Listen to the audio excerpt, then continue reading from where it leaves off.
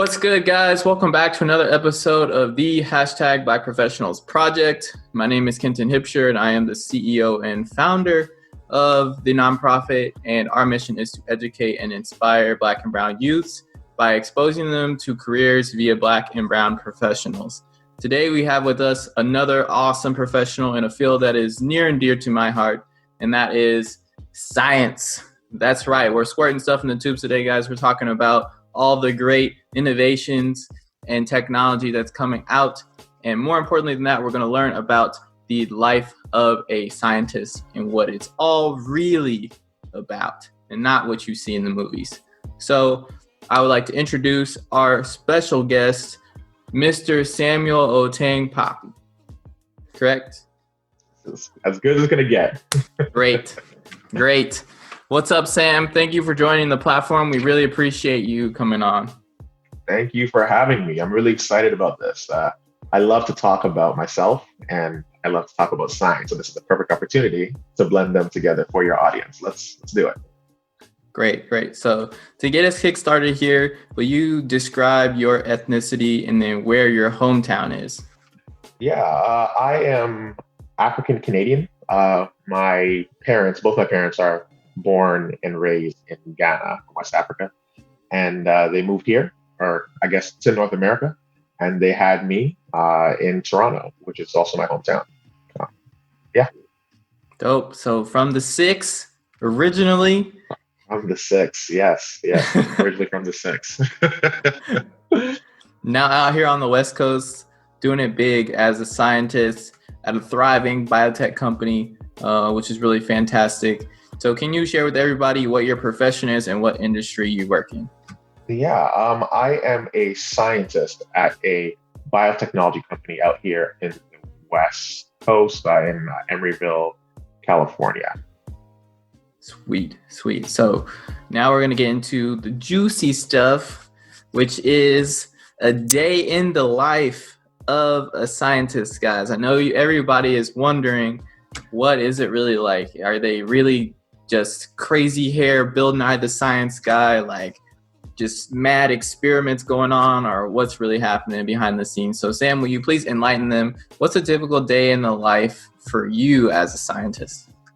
Yeah, it's funny you mentioned the crazy hair. I've been trying to get my hair a little bit crazier. I'm trying to match you, but it takes a little long for my growth. But either way, you're getting there. I'm trying. Yeah, so I would describe a day in my life to be a combination of meeting with team members or stakeholders, trying to address specific issues or experiments they have for their workflows. And then the other half is mostly me in the lab doing actual experiments. Because I'm a project lead, I'm not doing what you would envision to be science all the time. I have a team right now that's responsible for doing a lot of those activities, but I still get in the lab. I still, that's probably the most exciting part of my day, to get in the lab. And I think I'm just going to talk through a bit of that. I think that's the exciting part for your audience. What it looks like in my day in the lab, it consists of me showing up and just looking at what experiments I'd run the previous day or week, trying to analyze it to make sure, did it work? Did I fail? Did I succeed? What does failure success mean? There's a lot of analysis, to be honest. Now, when I've done that form of analysis, then I also do some level of planning and setting up new experiments based off previous results I've identified, or I've seen to be a problem. Now, those experiments can be very wide-ranging. At my particular company, as a biotech, we do a lot of different types of experiments. And I won't go into too much detail on right now, but I will just say that my experience in enzyme engineering and biochemistry come deeply into play for the work that I do on a daily basis. That may include pipetting, as you mentioned at the beginning of this taping, which everybody loves and understands. That could also go down to running pretty cool equipment, from centrifuges that can spin things faster than most cars could run, all the way over to playing with different bacteria or or microbes that can make a lot of really cool stuff. So that's kind of what my day looks like. Really getting in there and playing around with things that your parents probably don't want you to touch. That's always really cool and really interesting to hear from all scientists, because science really is a broad term. There's a lot of different types of scientists. There's a lot of different types of science that goes on. You yourself, as a viewer, are a scientist. You're doing science at a smaller level than maybe a professional scientist is, but you're going through the same process of, forming a question, testing your potential question, and then analyzing the results, and then testing that over again, and really running through that cycle. So, everybody at their core, I think, is a scientist, but there's a big difference between a professional scientist and, the average person who's trying to see how to balance, two forks on a toothpick. Like that's very different. I think what you're saying is important. There definitely are differences, but I think it's also interesting to emphasize what is similar.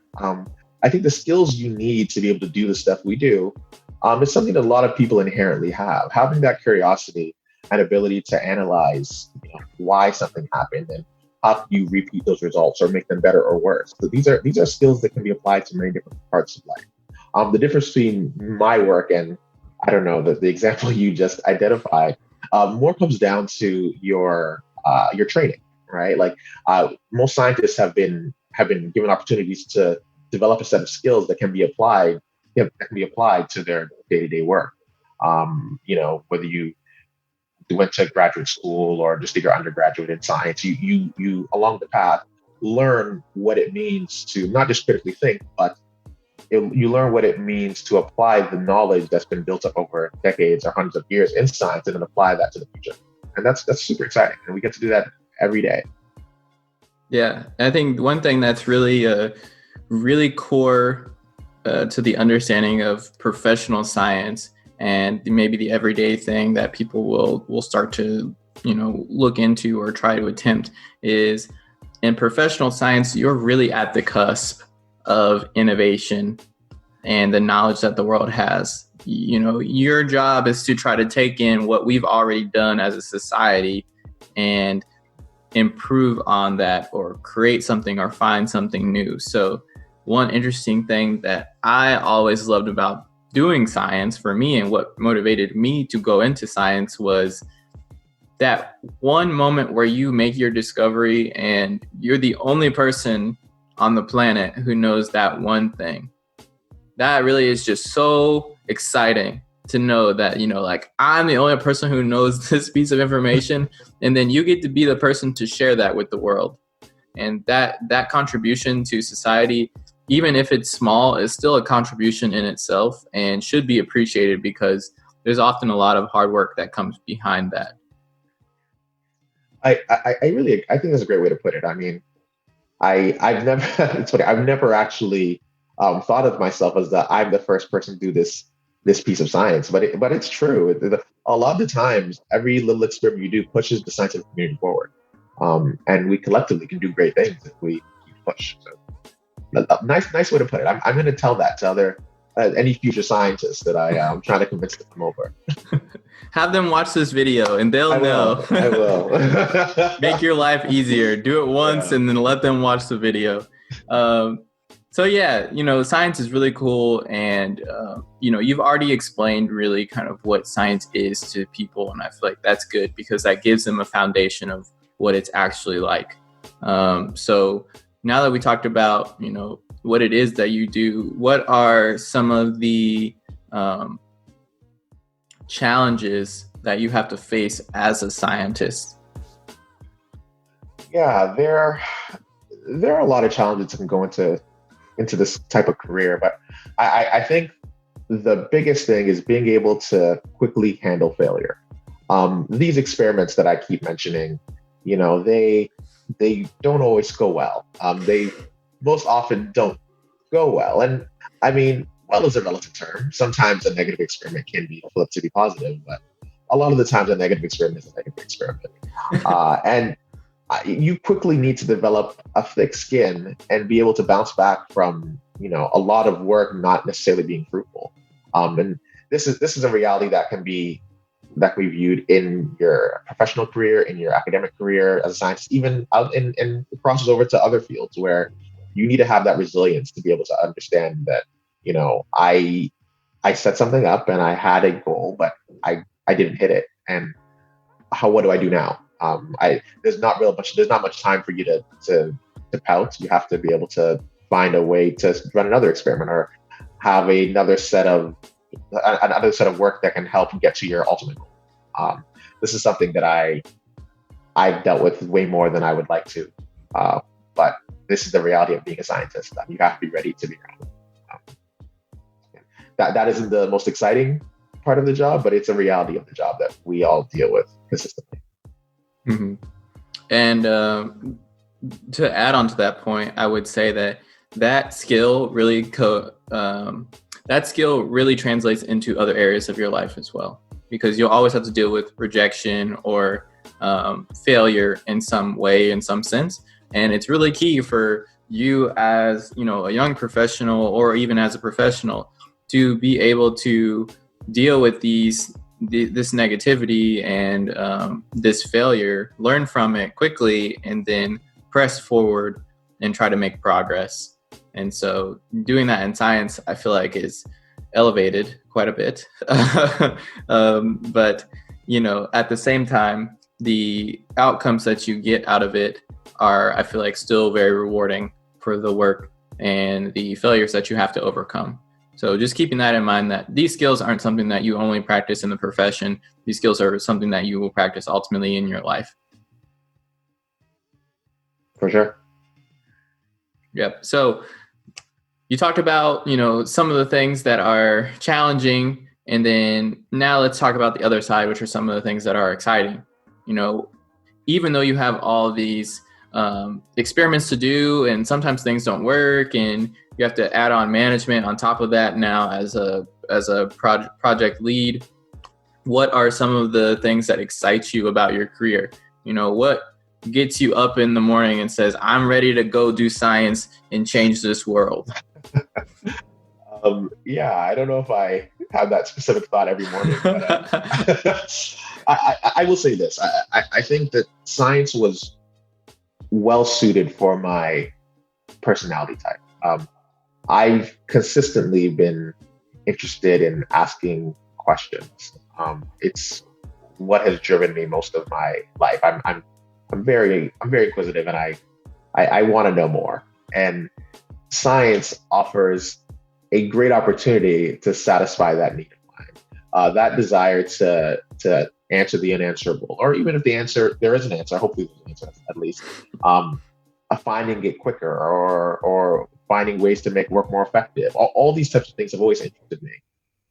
And being a scientist in this industry is a great way for you to have those questions, but have it be practical, right? Like there's one thing to just, have mundane questions. When you get the opportunity to answer stuff that has real world impact, that's kind of what excites me about science. And maybe not every single day my question I answer is like, it's going to change the world.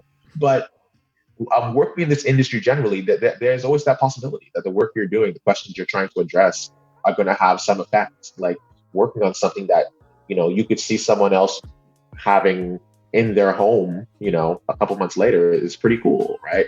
Knowing that the questions I had and the answer to those questions can actually directly impact people is an exciting thing for me. It was a great way for me to be able to harness this energy that I had. Mm-hmm. I would agree with that. I think science is something that requires curiosity at its core. You have to be curious about the things that you're doing. And really, I feel like if you're doing a job, you should be curious about that job in the first place. And that's what should be a motivator for you. But really, when you're doing science, it's all based on curiosity. It's like, why does this happen? What is the cause? Or, what's the reason that this is happening? And having to live as essentially Curious George every day of your life will lead you to the progression that you will eventually become into a scientist. So I can concur with that statement very much. Another thing that I wanted to emphasize here is, you're a scientist that works in the biotechnology space, but there are many different kinds of scientists. So can you elaborate a little bit more about what specifically kind of scientist you are? Yeah, sure. I guess the best way to put it is that the science that I work on is focused on biology, and more specifically, is focused on enzymes. Now, I in a different forum, I'll give a breakdown of what enzymes are and why they really get me excited. I won't do that to your audience right now, but I will say that working in this interface between biology and chemistry is where my specific skill set is found. I was trained traditionally in chemistry and biochemistry, and I guess technically biology, and that kind of interface is what allows me to do the type of work that I do. As you said, there are many different types of science. You can go from biology to chemistry to physics, yada yada yada. I'm not going to go through all the sciences, but I will just say that having an opportunity to work on any type of microbial organisms are kind of where I would fit in best. Okay, gotcha. And then you could give them a little brief definition of sort of what enzymes are and what their, structure, and, well, you don't have to go structure, but at least function of what enzymes are, because that's a broad question. Yeah, like I want to be careful how I address this for the audience, but I will say, generally speaking, enzymes are a type of protein, and the difference between enzymes and regular proteins is that these enzymes have the capability of performing reactions. So when people hear the word reaction, they probably think about like some type of chemist, the real traditional, I don't know, mad scientist idea of mixing together. Exactly. You have your beakers and whatnot. I know some weird chemists, so maybe that is more accurate than they want you to believe. But the important part that I'm trying to get to is that there are actual living things that can perform those types of reactions. And enzymes are the powerhouse that does that for all of life. They perform these reactions for us, and they can make many different things. And if you have a strong enough understanding, you can harness those enzymes to do really creative stuff and make actual products that people use on a day-to-day basis. That's kind of that's how I would kind of define enzymes for someone who's not too deep into the field. It's something, it's a tool almost. Like I remember when I was in undergrad, I want to say, I think I had a professor that literally described an enzyme as like a robot that can do whatever you want it to do, but you just have to know the language that the robot speaks. Is kind of how he described it to me. And I thought it was a silly way to describe it now that I have a bit of a better understanding of enzymes, but it resonated, it worked, it didn't stick in my brain. It is kind of like a robot. Like it is the tools that allows you to perform biology. Yeah, no, I like that. I like that metaphor. I think that really will sit in people's minds well. Because you think about these little robots in your body that are going around and making things happen, and that's one thing that you mentioned that's really key, is speaking their language. And I think that's another thing that also makes you a professional, is you understand the biology to such an extent to where you can start to speak the language of what's going on inside of a cell or a microbe. And that's super cool. That's something that a lot of people don't understand, and a lot of people probably aren't even aware of, because these are, when we're talking about microbes, we're talking about the invisible world, the world that you can't see necessarily with your naked eye. You need some sort of microscope or apparatus to see. And so being able to do that on a day-to-day basis and peek into this like secret universe that surrounds us all is really awesome. So with that, I think we are almost done with our questions, and we have just a couple more to get through. The first one that I want to ask you is, how did you get started down this scientific track? How do you become a quote unquote scientist? What is that process like? Did you start in high school and any specific programs that kind of got you interested in this, or was it from college forward? What was your academic path? Yeah, that's a great question. How did I get into all this? I guess if I were to scale it back or go back in time a bit more, from grade school, I was really annoying. I was always asking people questions. Like I could not help myself. And it was to the point where I can't remember which one, but a family member of mine purchased me, and this, I don't know if your audience is aware of this, but there was this thing called an Encyclopedia Britannica, I believe was the name. Yeah. It was like this brand of a series of books that it was basically Wikipedia before Wikipedia. Yes. that sums it up. And it changed my life because I could just have these ridiculous questions and find answers inside of this book. And I was encouraged. Very fortunately, my parents really pushed me to double down, like ask your questions. We're not going to shut you down. We're not going to tell you to keep it down, And that kind of what started me down this path. When I got to the high school level, I was fortunate enough that my enthusiasm for just knowledge in general had been encouraged for most of my youth. So at least in Canada, how it works is you have two tracks. There's like a academic track and an applied track. And the academic track takes you to university, and an applied track is either vocational or takes you to a community college. Okay. So that's in high school, just to clarify? Yes, in high school, that's when they start to split. Okay. At least when I was a kid. I don't know if that's how the system is now. I'm assuming it's similar. And I guess because of my curiosities, I'd always maintain a level of education that allowed me to get onto the academic track. And once I was in that track, I got to really understand more of what science was. So, when you're younger, you just do generic science. You don't break down it by class. You don't break down by anything outside of just knowing general scientific information.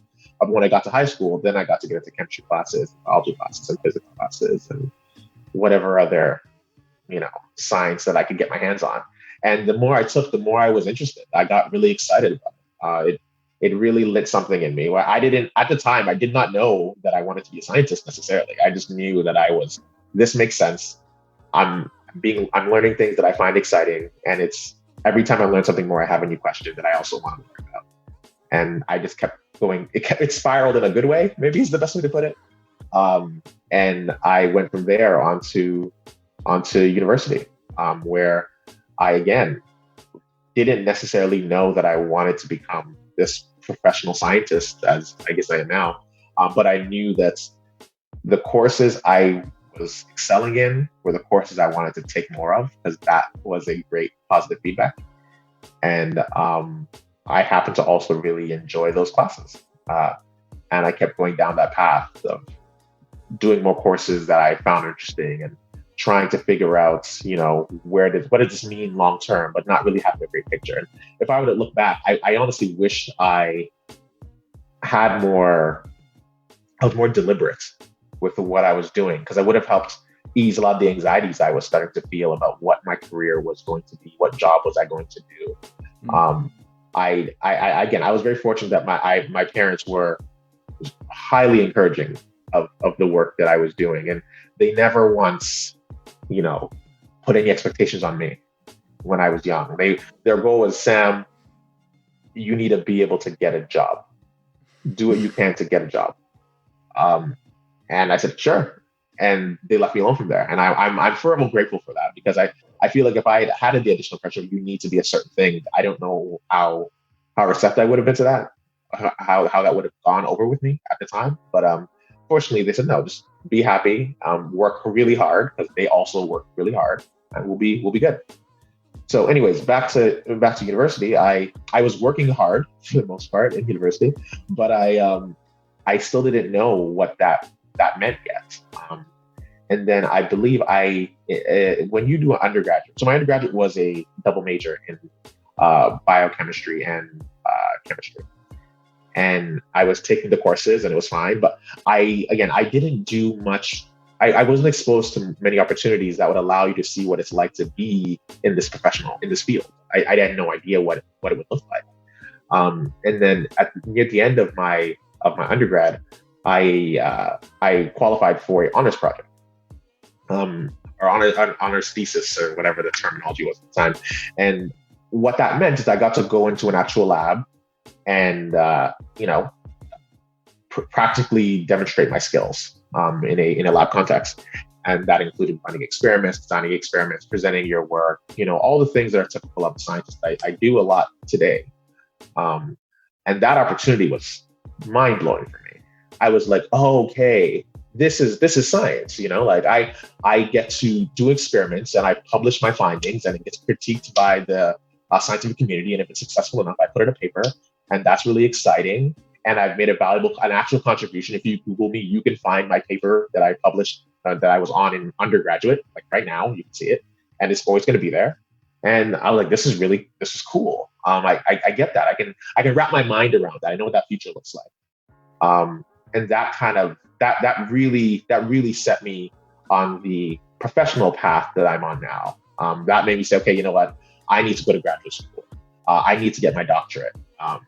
I need to go and find a job that allows me to utilize these skills that I've developed over the past couple of years, and all that got started, A, because I was super curious, B, because I was encouraged, and C, I was given an opportunity to have the resources needed to make it. Because again, it's one thing to want it, but if you're not enabled, then who cares, right? You need to be given that opportunity to be able to demonstrate what you're capable of. And I was very fortunate that I had that.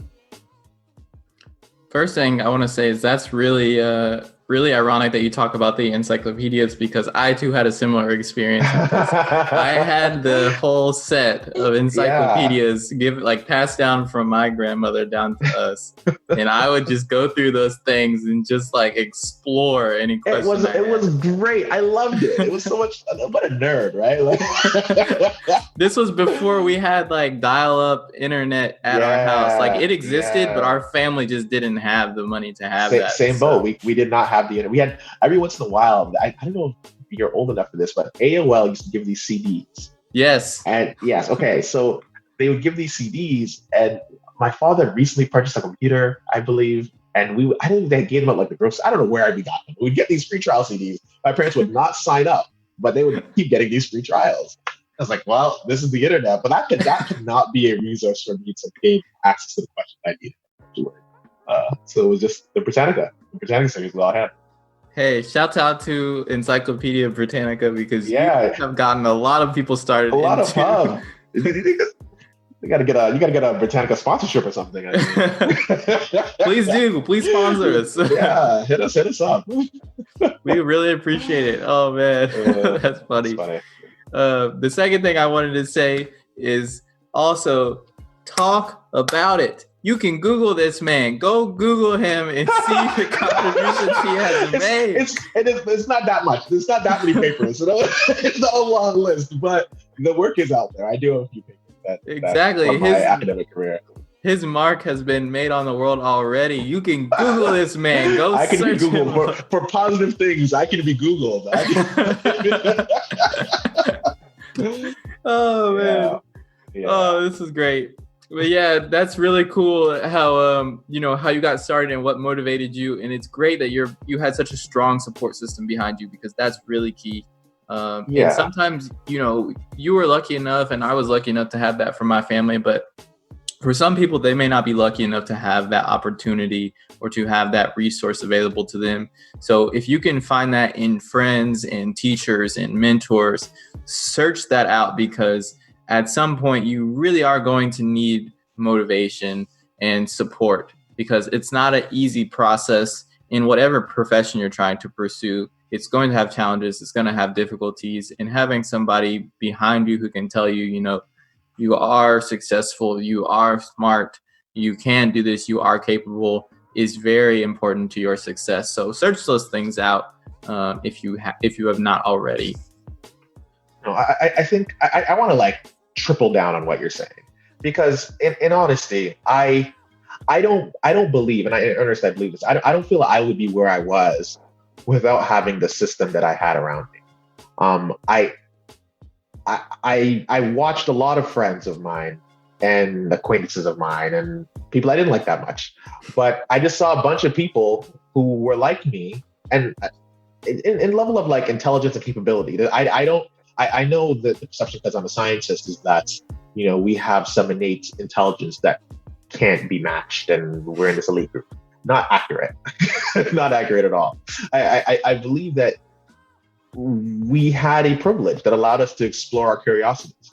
And I know many people who, again, like I said, were capable, but they didn't have that opportunity. Actually, it just was never a reality for them, just because of the circumstances they were given. The circumstances I were given, I did not have like everything as a child, but my parents were able to work really hard and give me enough that I could focus on being a kid and what my passions were. Without it, I'm not where I am today. And I see so many people that don't have that, and then they get lost.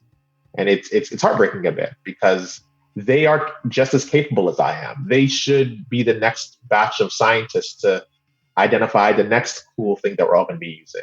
And they're lost just because they weren't given the chance.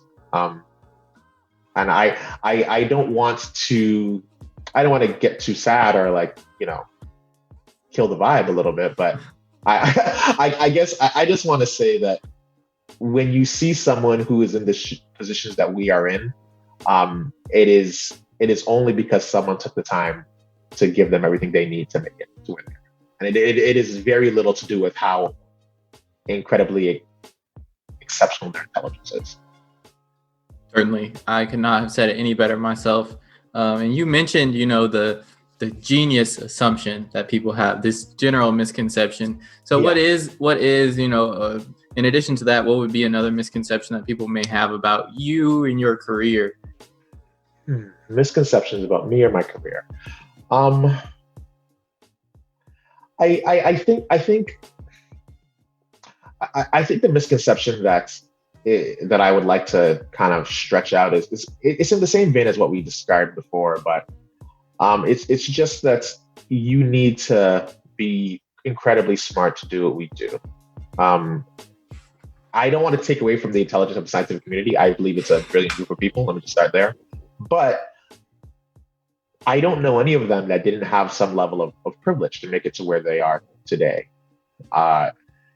Whether it's through the support of their families or some type of programs or some type of system enabled them to get where they are. And it's a group of people that just have privilege. That's just the reality of it. I as a scientist, I'm in that group effectively, right? Because I've made it here. But there's a reason why there's not too many of scientists that look like us, because most of us aren't afforded that privilege. And I think that when someone meets me, the first thing they say is, "Oh my God, you're smart."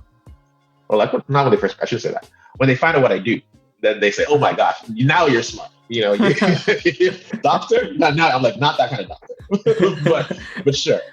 And the thing I no one ever says, or rarely, I shouldn't generalize, but rarely does someone say, "You work really hard, you must work really hard." That is not like the immediate response I get. And it's typically because there's an assumption that for you to be this person, it's because you have some innate capability. You're one of the ones, and it's not because you really worked. Like it's not easy to get where you need to get to actually have success in this industry. I mean, there's many factors that are against us, and to achieve that is not a small feat. But again, this is not to say that I'm such a great champion of hard work. It's again because I was afforded that opportunity. I was given that chance, and I think that is something that is not focused on enough or stretched on. And when you talk to these types of people, they don't really think in these terms. It's more about how, well, yeah, I'm really smart. Of course, I am what I am, and it's not, well, I had all these things that some people didn't have. Yeah, I understand exactly what you're saying, and really the underlying thing there is maintaining a sense of gratitude and understanding for what you have in what you are doing. It's very easy as somebody who's a scientist or someone who's a physician or someone in this role where it requires, a terminal degree, high levels of education, to say, I've done all these things. So now I'm, clearly I'm just much smarter than everybody else, or I'm much more talented than everybody else. And that's really not the case. Like you said, there's been opportunities that you've been awarded because of some privilege that you have. And, you are smart and you have worked hard to get to where you are, but you can't forget about those other things that also become factors in your success. Yeah, I think that's perfect. Certainly. So, we talked about the misconceptions. We talked about the good, the obstacles. At this point, I just want to close up with a couple things. The first being, what would be some advice that you would give young Black and brown youths out there who are interested in pursuing a career like yours, or maybe following in your footsteps? Yeah, sure. I got some advice. I think the first, and it's probably been a theme throughout this entire interview, you need to develop an environment that is supportive of your ambitions. I think that without it, I don't want to say it's impossible, but I think it's very difficult to achieve the things that you would need to do in order to get into this industry without having some team. It can be friends, family, educators, mentors, whoever you can identify, someone who, and it's not as simple as, encouraging you, which is valuable, but sometimes it's also someone who you can work with while you guys are going on separate paths. Like I developed a core of friends in university, and none of them do what I do. Well, not none, but a lot of them don't do what I do. But just seeing them work hard for their own ambitions, it's hard for you to not stay motivated. You don't want to be the one that falls behind, right? You want to keep up with your team. And I always relished that when I heard one of my colleagues and my friends, they were doing really well at something that's totally unrelated to my work. I got to step it up. I got to work harder. I can't be the one that isn't progressing. That's just how my brain is worked. And when I was in high school, it was a little different. In high school, you're all doing similar courses. It's not so much, but we're significantly branching out yet. But the same idea where, I had friends who they were doing whatever they were doing, but they were doing really well. And I was like, I can't be the one who is struggling, not because I'm not capable, but because I didn't take it seriously enough. And that kind of quickly caused me to refocus anytime I was drifting because of other distractions. So yeah, I guess the number one thing, again, I said is just develop an environment, like an environment that wants you to succeed and is pushing for similarly ambitious goals. And that helps you focus. Should I go through all my list of advice, or do you want to interject between? You can just continue if you want. Okay. I mean, I feel like what you said is good, so I'm just letting you ooze out the wisdom. let me drop the gems. All right, I'll keep going. I think the second piece of advice I would give is that, and this is more specific. Well, all the advice I give is pretty general, but this is something I noticed in science. I believe that it's really, really important for you to address and identify and address it when you don't understand the material you're being presented with. And you need to do this quickly. As a scientist, and I have specific experience with this, you have to have such a foundation to be able to build your way up in this career that if there are cracks in your core and your foundation, everything falls apart very quickly. And this is maybe not so specific to high school, because high school, maybe you still have the chance to catch up. It's possible, but it's very difficult at the university level to have significant holes in your knowledge when it comes to this whatever science you're working on. So I think one thing I would address, and I say this out of experience because there were courses where I was really weak, and I was like, well, whatever, I'm good at these other things, I will move on. And then a year later, that thing I really struggled with is actually core to all these other disciplines I'm trying to work on, and I didn't have that foresight. And I had to now spend the time to go back, figure out where I was struggling, and fill in those gaps really quickly. That caused me pain that I don't wish on anyone. And I believe it's really important for you to be able to understand what you know and what you don't know.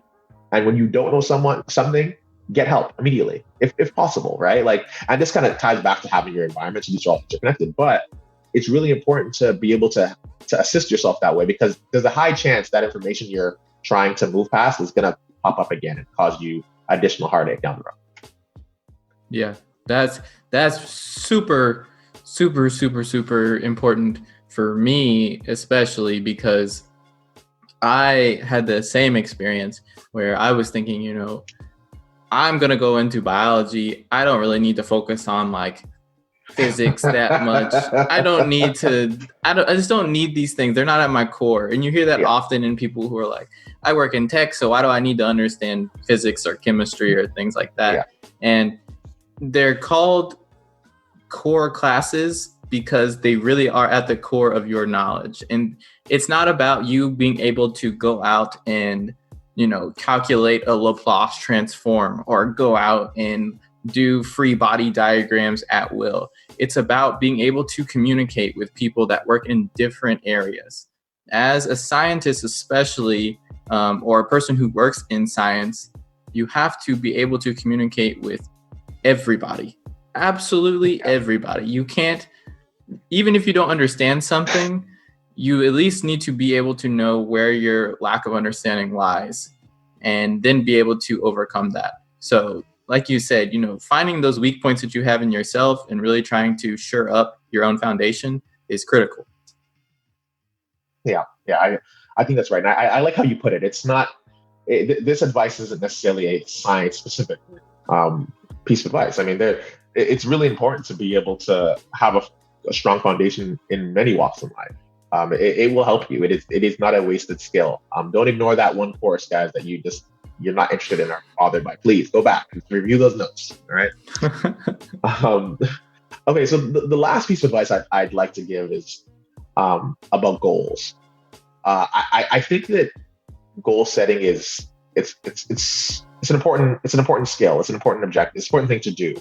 We all need goals. It helps us. It gives a way for a measure how we're doing. You can evaluate your progression, and I think that matters a lot. But I think it's also important to be able to recalibrate your goals based off your current reality. I think it's really important to be able to say, okay, I wanted XYZ, but given the current circumstances, that's literally impossible. And I need to be able to adjust accordingly. I know a lot of people that have the issue of, all right, I want this one thing and I'm hyper motivated and I'm only going to do this one thing and nothing is going to change and I'm just going to make this work. And I mean, that ambition is valuable. I think you should have that energy, but I think you need to have be practical at the same time, right? Like, that thing you wanted isn't available anymore. If you wanted to get a scholarship and you didn't get the scholarship, what is plan B, right? You can't just say, oh, well, I'm gonna rip it out of their hand. Like, no, it's gone. Like, adjust. Like, adjustment is crucial. It's crucial because, especially in science, listen, man, your experiments are gonna fail. And like I said early on, you're gonna run into scenarios that you did not predict within your goals that you set, right? And you need to be able to adapt and handle that. It can't be I'm not gonna pout until it changes, because things aren't gonna change. And I just important to just understand what your current environment is and adapt accordingly. Yeah, we talked about that on an earlier episode, I know, extensively, but I just want to frame it again in the small phrase of learn to pivot. Learn to pivot and learn to do that very quickly, because life is ever changing and your career will be ever changing. So you need to be able to adapt, as Sam said, and be able to pivot to something new and still make progress.